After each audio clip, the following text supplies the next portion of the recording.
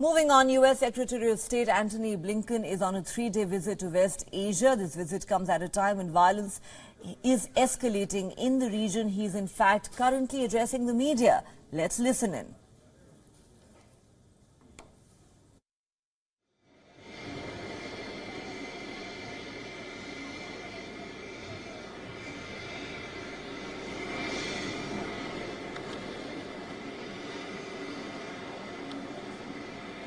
Well, good afternoon, everyone.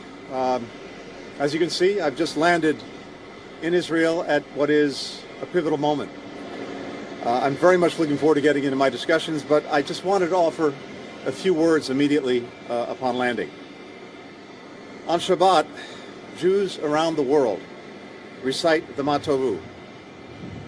Part of that prayer reads, "Your great love inspires me to enter your house, to worship in your holy sanctuary, filled with awe for you. I love your house." 7 people were killed in Friday's terrorist attack in Neve Yaakov. Many more were wounded. Most were leaving a synagogue after prayer.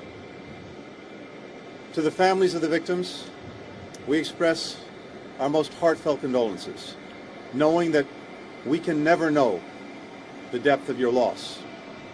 May the memory of your loved ones be a blessing. To take an innocent life in an act of terrorism is always a heinous crime. But to target people outside their place of worship is especially shocking. For every faith, the house of worship is hallowed. It's a place of communion, of awe, and, as the Ma Tovu reminds us, of love. So Friday's attack was more than an attack on individuals. It was also an attack on the universal act of practicing one's faith. We condemn it in the strongest terms. We also condemn the subsequent terrorist attack in Jerusalem on Saturday, in which a father and son were wounded. And we condemn all those who celebrate these and any other acts of terrorism that take innocent lives, no matter who the victim is or what they believe. Calls for vengeance against more innocent victims are not the answer. And acts of retaliatory violence against civilians are never justified.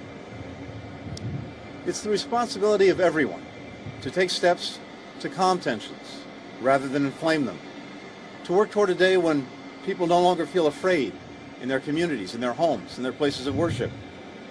That is the only way to halt the rising tide of violence that has taken too many lives, too many Israelis, too many Palestinians.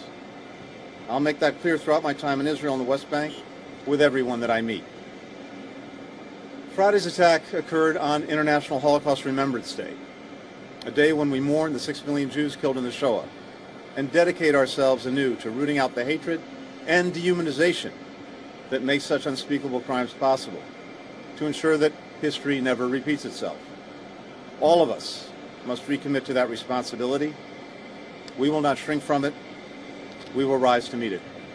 Thank you.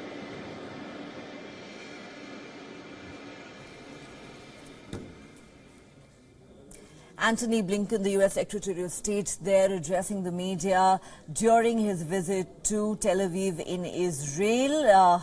And for more on this, here's a report filed by our correspondent, Jody Cohen.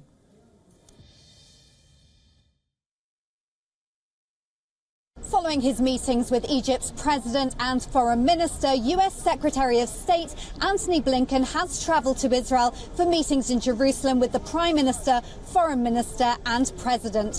While this was a pre-planned visit to discuss the new government's agenda, the U.S. visa waiver program, regional cooperation and Iran's nuclear program, the current Israeli-Palestinian tensions are high on the agenda. Blinken's key message to Israel and Palestinian President Abbas, who he's meeting in Ramallah on Tuesday, restore security cooperation. This is Jody Cohen for WION World is One.